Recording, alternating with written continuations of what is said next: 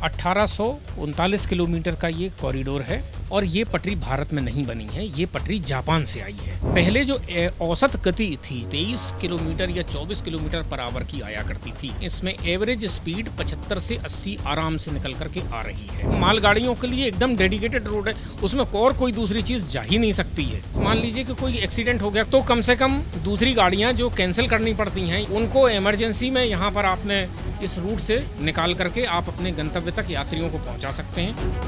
हम इस समय आपको डेडिकेटेड फ्रेट कॉरिडोर के बारे में बता रहे हैं कि डेडिकेटेड फ्रेट कॉरिडोर क्या है, कितना इसका निर्माण हुआ है, कितना महत्वपूर्ण है ये देश के लिए, किस तरीके से देश की आर्थिक तस्वीर बदलने वाला ये डेडिकेटेड फ्रेट कॉरिडोर है। हमारे साथ हमारे मेहमान हैं, वरिष्ठ पत्रकार हैं और रेलवे के जानकार हैं Sachin Budhauliya. Sachin ji, dedicated freight corridor जो व्यक्ति नहीं जानता है डेडिकेटेड फ्रेट कॉरिडोर के बारे में, वो कैसे समझे कि ये जो डेडिकेटेड फ्रेट कॉरिडोर है ये देश के लिए कितना महत्वपूर्ण है? देखिए, डेडिकेटेड फ्रेट कॉरिडोर एक रेलवे लाइन है जो विशेष रूप से मालगाड़ियों के संचालन के लिए बनाई गई है और इसके 2 कॉरिडोर वर्तमान में लगभग पूरे हो चुके हैं। एक है पूर्वी कॉरिडोर जो लुधियाना से लेकर सोननगर तक जाता है, 1839 किलोमीटर का ये कॉरिडोर है। और दूसरा कॉरिडोर दादरी से लेकर के मुंबई के JNPT तक का है जो 1506 किलोमीटर की इसकी लंबाई है। तो जो वेस्टर्न डेडिकेटेड फ्रेट कॉरिडोर है जिसके ऊपर अभी हम लोग मौजूद हैं, जहाँ पर हम लोग देख रहे थे, ये पूरा 100% बन करके और ऑपरेशनल हो चुका है। इसमें ईस्टर्न का जो फ्रेट कॉरिडोर है ये पूरा हो चुका है। वेस्टर्न में 106 किलोमीटर का एक कॉरिडोर जो वैतरणा से मुंबई JNPT का है वो अभी बाकी रह गया है और वो अगले साल तक पूरा हो जाएगा। डेडिकेटेड फ्रेट कॉरिडोर में हम इस समय वेस्टर्न डेडिकेटेड फ्रेट कॉरिडोर पर हैं और सामने जो पटरी दिख रही है ये किलोमीटर्स तक एकदम सीधी पटरी दिख रही है। इस तरीके से जो पटरी है वो कम जगहों पर देखने को मिलेगी आपको इंडियन रेलवे में। ज़्यादातर जगहों पर इस तरीके की एकदम स्ट्रीमलाइन सीधी जो पटरियां हैं वो देखने को मिल रही हैं डेडिकेटेड फ्रेट कॉरिडोर में। देखिए, जो हमारा इंडियन रेलवे का है और उसमें इंजीनियरिंग में जो कर्व होता है, कर्वेचर होता है, उसके कुछ अंश निर्धारित होते हैं। उसमें 2 अंश तक जो होता है वो कर्वेचर आपको मिलेगा। इसमें 1 डिग्री से भी कम का कर्वेचर रहता है। तो वो कर्वेचर इसलिए कम रखा जाता है क्योंकि मालगाड़ियों में एक तो भारी होती हैं, उनमें सामान ज़्यादा होता है। दूसरी चीज़ कि अगर उनको गति से चलाना है तो कर्वेचर कम से कम रहेगा, स्मूथ गाड़ी रहेगी तो वो स्मूथ रनिंग रहेगी, स्पीड ज़्यादा निकल कर आएगी। हम सब लोग जानते हैं कि भारतीय रेलवे के नेटवर्क में जब ये DFC नहीं था तो मालगाड़ियों का जो संचालन होता था, यहाँ 4 पटरियाँ दिखाई देने लगी, बीच में 2 शायद लूप लाइन है। हम लोग अब इंडियन रेलवे के नेटवर्क पर आ गए हैं। DFC से न्यू फुलेरा के पास में हैं हम लोग। अब यहाँ से हम लोग इंडियन रेलवे के नेटवर्क पर आ गए हैं और हम लेकिन ये इंडियन रेलवे के नेटवर्क पर आना हर जगह संभव नहीं होता है डेडिकेटेड फ्रेट कॉरिडोर से। नहीं, ये कुछ खास जगहों पर जहाँ पर है वहाँ पर वो बनाए जाते हैं, क्रॉसिंग पॉइंट्स बनाए जाते हैं जहाँ पर एक जगह से दूसरी जगह दूसरे नेटवर्क पर गाड़ियाँ। दर्शकों के लिए ये जानना जरूरी है कि डेडिकेटेड फ्रेट कॉरिडोर पे यात्री गाड़ियाँ नहीं चलती हैं, सिर्फ और सिर्फ मालगाड़ी चलती है।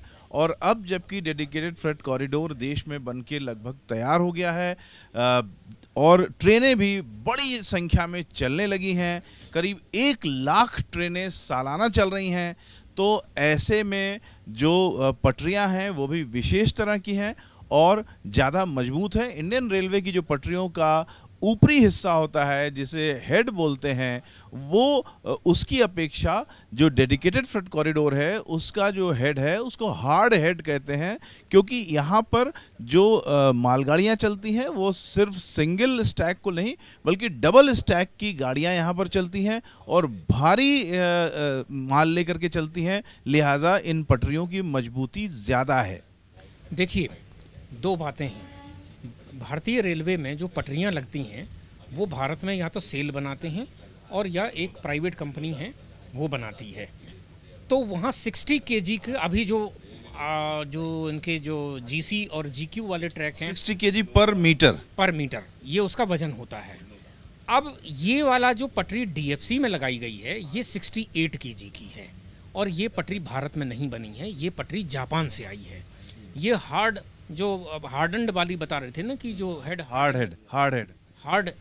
हार्डन हेड वाली पटरियाँ, ये विशेष रूप से जापान से ही बन के आई है। वो टेक्नोलॉजी से जिस हिसाब से पटरी बनाते हैं, उसका ऊपरी सतह इतनी मजबूत होती है कि उसमें मौसम का बहुत प्रभाव नहीं पड़ता, उसमें फ्रैक्चर्स नहीं हो सकते, और गाड़ी बड़े ज़्यादा वजन को आराम से सह करके निकालती है, क्योंकि इसमें 32.5 टन एक्सल लोड की है, जबकि हमने देखा कि लगातार डबल स्टैक की गाड़ियां, मालगाड़ियां चल रही हैं, एक के ऊपर एक कंटेनर लदे हुए हैं। बिल्कुल, तो वो 32.5 टन मतलब 10 टन पर आप समझ लीजिए कि उसके हिसाब से जो यूनिट है उनकी ज़्यादा वजन को वहन करने के लायक बनाई गई हैं, जबकि नॉर्मल ट्रैक जो 22.5 टन का है, 22.5 टन एक्सल लोड वाला है। तो ये अंतर है, बहुत ज़्यादा अंतर है। इसीलिए जो कहते हैं कि इसमें चाहे आप नीचे ये जो इसके स्लीपर्स लगे होंगे, वो स्लीपर्स भी उसके अधिक ज़्यादा कंप्रेस्ड और उसको साइंटिफिकली ज़्यादा सबसे इन सारी बातों से जो आप बता रहे हैं, पटरियों की टेक्निकलिटीज़, इससे फ़ायदा ये हुआ है कि जो मालगाड़ियां हैं वह पहले 40 की रफ्तार से चलती थी, 30 की रफ्तार से चलती थी, अधिकतम 50 की रफ्तार से चल पाती थी, लेकिन अब 100 की रफ्तार से या 100 से कुछ ज़्यादा की रफ्तार से चल पा रही हैं डेडिकेटेड फ्रेट कॉरिडोर में। ये तो चल पा रही हैं, लेकिन पहले जो औसत गति थी, जिसको एवरेज स्पीड हम लोग जानते हैं कि 23 किलोमीटर या 24 किलोमीटर पर आवर की आया करती थी, ये डीएफसी में जो 100 kmph की स्पीड पर गाड़ियां चल रही हैं, इसमें एवरेज स्पीड 75 से 80 आराम से निकल करके आ रही है। अगर आप मान लीजिए, उदाहरण के लिए हम ईस्टर्न फ्रेट कॉरिडोर का अगर हम एग्जांपल लेते हैं, तो जिसमें सोन नगर से दादरी वाला सेक्शन अगर हम लें उदाहरण के लिए, तो उसने क्या किया कि एक तो आपका इंडियन रेलवे का जो मुगलसराय से गाज़ियाबाद वाला जो सेक्शन था, इसकी 160% यूटिलाइजेशन इसका जो था, उसका कंजेशन उसने डीकंजेस्ट कर दिया, और उसके कारण से सारी मालगाड़ियाँ यहाँ पर आ गई। तो मालगाड़ी का जो एवरेज स्पीड है वो 90 तक जा रही है वहाँ पर, तो 90 किलोमीटर की, और कहाँ 23 किलोमीटर का, अगर आप उसको काउंट करेंगे तो आप उसको करीबन 3.5-4 गुना तक आप ले जा रहे हैं उसकी एवरेज। ये कमाल हुआ है डेडिकेटेड फ्रेट कॉरिडोर की नई पटरियों से। बिल्कुल, नई पटरियों से, और डेडिकेटेड फ्रेट कॉरिडोर खुद माने मालगाड़ियों के लिए एकदम डेडिकेटेड रोड है, उसमें और कोई दूसरी चीज़ जा ही नहीं सकती है, इसीलिए उसका नाम डीएफसी बना। और आने जाने दोनों की लिए डबल लाइन है पूरे डेडिकेटेड फ्रेट कॉरिडोर में, एक ओर से ट्रेन आएगी, दूसरी ओर से जा सकती है, डबल लाइन है। ऑटोमेटिक सिग्नल सिस्टम है, माने आप दो स्टेशनों के बीच में, जैसे नॉर्मल आईआर में लगभग 8-9 किलोमीटर 10 किलोमीटर का सेक्शन होता है, इसमें 40-40 किलोमीटर के सेक्शन बने हुए हैं जाके, माने सीधी गाड़ी चली जाएगी, कोई बीच में रुकावट नहीं है, स्पीड से चली जाएगी, कोई वो ये एक हम लोगों ने एक वर्ल्ड क्लास एक तरीके से, ये अंतर्राष्ट्रीय जो मानकों तक है, हम वहाँ उसको हमने बनाया है। कई जगह हमने देखा कि डेडिकेटेड फ्रेट कॉरिडोर जा रहा है और अचानक से एक ऐसा हिस्सा पड़ता है जहाँ पर डेडिकेटेड फ्रेट कॉरिडोर और जो इंडियन रेलवे की लाइन है, यात्री ट्रेनों की लाइन है, वो एक साथ पैरेलल चलने लगती है। हाँ, ये कई जगह आपको दिखाई देगा, क्योंकि आखिरकार मार्ग तो वही है। हाँ ठीक है, कभी शहरी रास्तों में अंदर स्टेशन पर जाना है तो वो है, लेकिन जो डीएफसी बनाया गया है इसका शहरी उससे कोई मतलब नहीं है। ज़्यादातर जगहों पर आपने देखे होंगे जो कार्गो टर्मिनल वगैरह बनाए गए हैं, वो भी शहर से बाहर ही बनाए जाते हैं, जहाँ पर ट्रांसपोर्टेशन, ये ट्रक वगैरह इत्मीनान से वहाँ पर माल की आवाजाही आराम से हो सके, गोदाम बने हों जहाँ पर सामानों का भंडारण। जगह जगह पर ऐसे पॉइंट्स बनाए गए हैं जहाँ पर डेडिकेटेड फ्रेट कॉरिडोर का इस्तेमाल यात्री ट्रेनें इमरजेंसी में कर सकें। हाँ, इसीलिए वो जो कनेक्ट बनाया गया है कि मान लीजिए कि कोई एक्सीडेंट हो गया, कोई डिरेलमेंट हो गया, कोई दुर्घटना हो गई, तो कम से कम दूसरी गाड़ियाँ जो कैंसिल करनी पड़ती हैं या लंबे रूट से ले जानी पड़ती हैं, उनको इमरजेंसी में यहाँ पर आपने इस रूट से निकाल करके आप अपने गंतव्य तक यात्रियों को पहुँचा सकते हैं, जिससे लोगों को कम से कम असुविधा हो। यानी डेडिकेटेड फ्रेट कॉरिडोर मालगाड़ियों के लिए डेडिकेटेड तो है, लेकिन अगर डेडिकेटेड फ्रेट कॉरिडोर पर मालगाड़ियों के साथ ही कोई हादसा हो जाए, कोई ज़रूरत होए, तो इंडियन रेलवे की जो यात्री गाड़ियों की पटरियां हैं वहां से सहायता, जो डेडिकेटेड फ्रेट कॉरिडोर की पटरियां हैं वहां पर आसानी से आ सकती हैं। कभी लंबा रूट लेकर के, कभी पास का रूट उनको मिल सकता है। ये डिपेंड करता है कि जो जॉइंट है वो किस जगह पर है। तो इस तरीके से डेडिकेटेड फ्रेट कॉरिडोर वैसे तो पूरी तरीके से समर्पित है मालगाड़ियों के लिए, लेकिन अगर वक्त पड़े, ज़रूरत पड़े, तो इंडियन रेलवे का पूरा नेटवर्क डेडिकेटेड फ्रेट कॉरिडोर से जुड़ा हुआ है। जब उसकी ज़रूरत पड़ेगी तो वो उस जहाँ जहाँ वो जुड़ा हुआ है वहाँ से इसको फ़ायदा मिल सकता है। यात्री ट्रेनें अगर ज़रूरत पड़े, इमरजेंसी हो, तो डेडिकेटेड फ्रेट कॉरिडोर पर कुछ समय के लिए चलाई जा सकती हैं इमरजेंसी में, लेकिन मोटे तौर पर डेडिकेटेड फ्रेट कॉरिडोर पूरी तरीके से 100% सिर्फ और सिर्फ मालगाड़ियों के लिए है। और यही कारण है कि जो मालगाड़ियां हैं वो 90 की रफ्तार से 100 की रफ्तार से इस समय भी, जब हम बात कर रहे हैं, इस समय भी जगह जगह डेडिकेटेड फ्रेट कॉरिडोर पर चलते हुए, दौड़ती हुई दिखाई दे जाती हैं। तो करीब 300 से 350 ट्रेनें रोज़ जो है चल रही हैं डेडिकेटेड फ्रेट कॉरिडोर पर। उनमें से ज़्यादातर जो हैं डबल स्टैक की होती हैं। अगर हम समझना चाहें कि जो डेडिकेटेड फ्रेट कॉरिडोर के दो बड़े हिस्से हैं, वेस्टर्न डेडिकेटेड फ्रेट कॉरिडोर और ईस्टर्न डेडिकेटेड फ्रेट कॉरिडोर, इनमें से कितना हिस्सा चालू हो चुका है, कितना हिस्सा, कितने प्रतिशत बचा हुआ है, इसकी अगर हम बात करें, देखिए दोनों में क्या अंतर है, दोनों कहाँ जुड़ता है? EDFC और WDFC दोनों मिला के 3360 किलोमीटर की टोटल इनकी डिस्टेंस आती है। ईस्टर्न वाला जो है वो 1839 किलोमीटर की उसका दूरी है, जो लुधियाना से शुरू होता है, न्यू खुर्जा तक सिंगल लाइन आती है, और यहाँ दादरी से आप सोननगर तक डबल लाइन जाती है। एक तो वो हो गया। दूसरा, दादरी से लेकर JNPT तक 1506 किलोमीटर का है।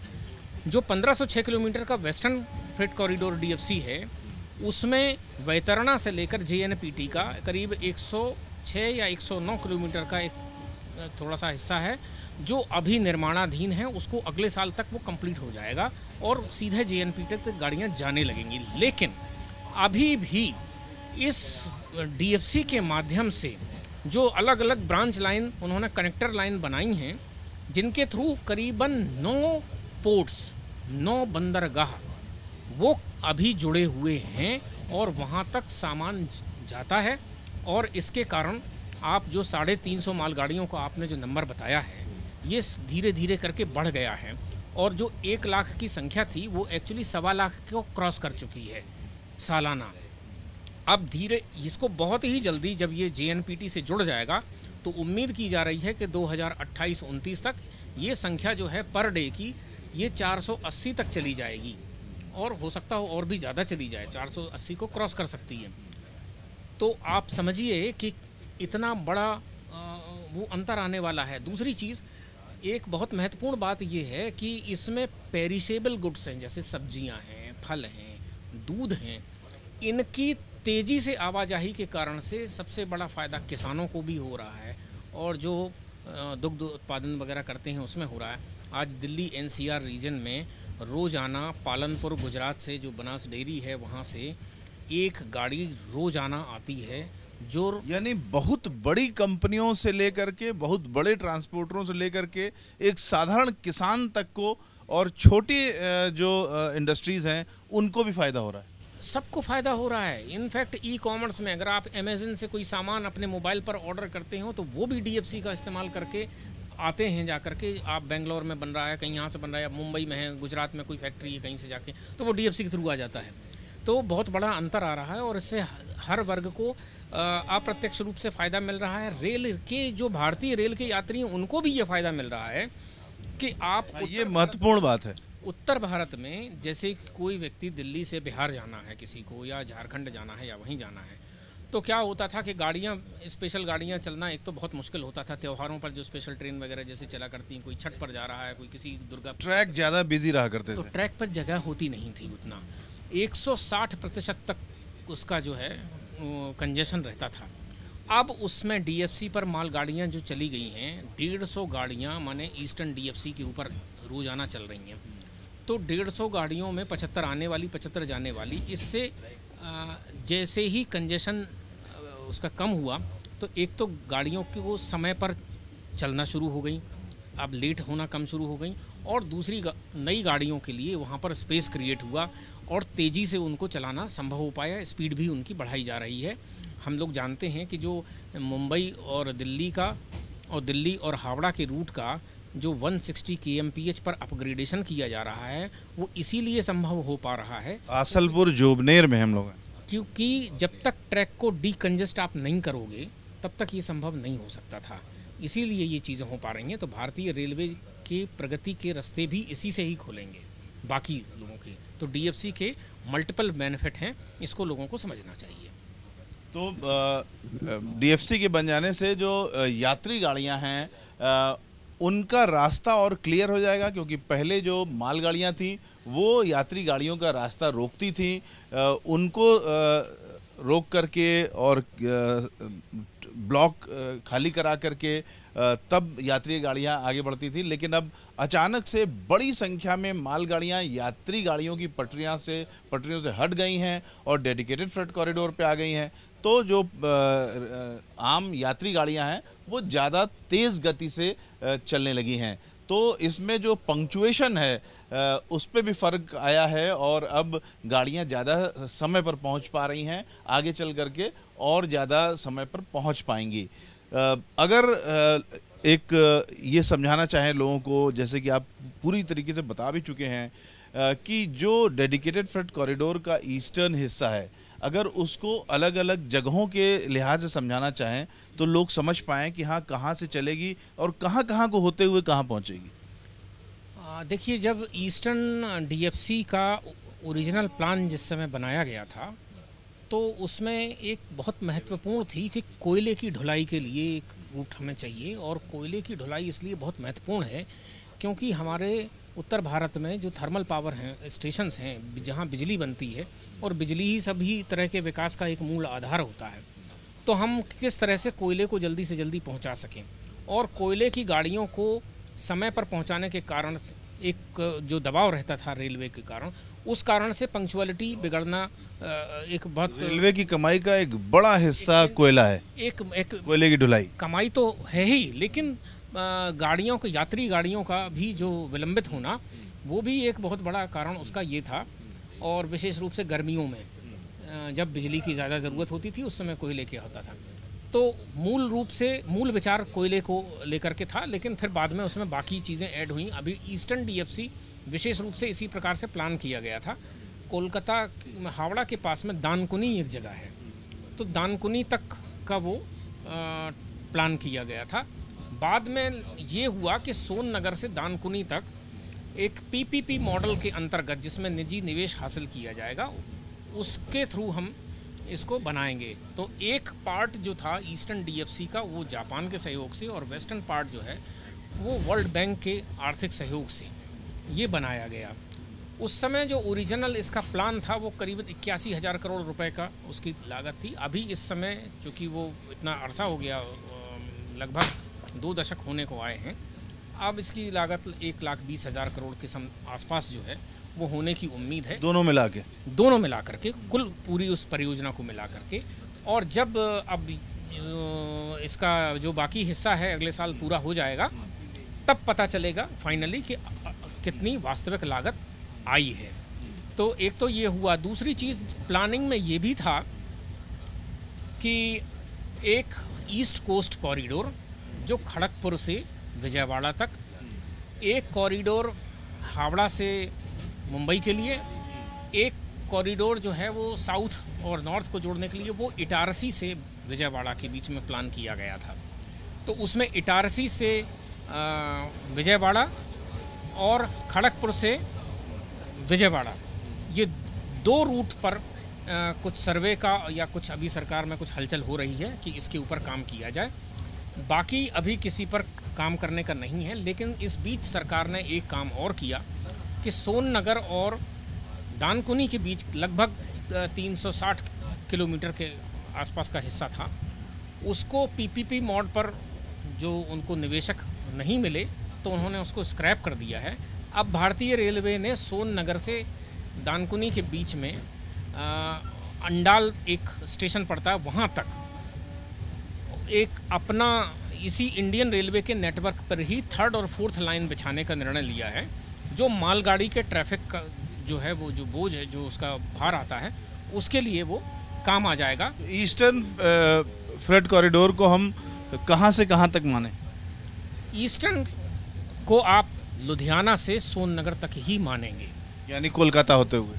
नहीं, कोलकाता नहीं जाएगा, कोलकाता तो काफ़ी दूर रह जाता है। सोननगर से जो दानकुनी जो 360 किलोमीटर का बनना था उसको स्क्रैप कर दिया गया है। अब बीच में कौन कौन सी जगहें पड़ेंगी?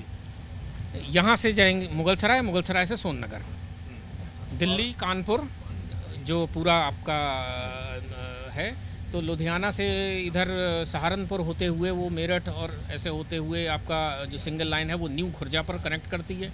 यहाँ दादरी से न्यू खुर्जा है, न्यू खुर्जा से टुंडला है, टुंडला से आप इटावा है, इटावा से भाऊपुर कानपुर के पास में है, वहाँ से प्रयागराज के आउटर होते हुए मुगलसराय तक, जो उसको दीनदयाल उपाध्याय जंक्शन अभी बोलते हैं, और मुगलसराय से सोननगर तक। ये हुआ ईस्टर्न।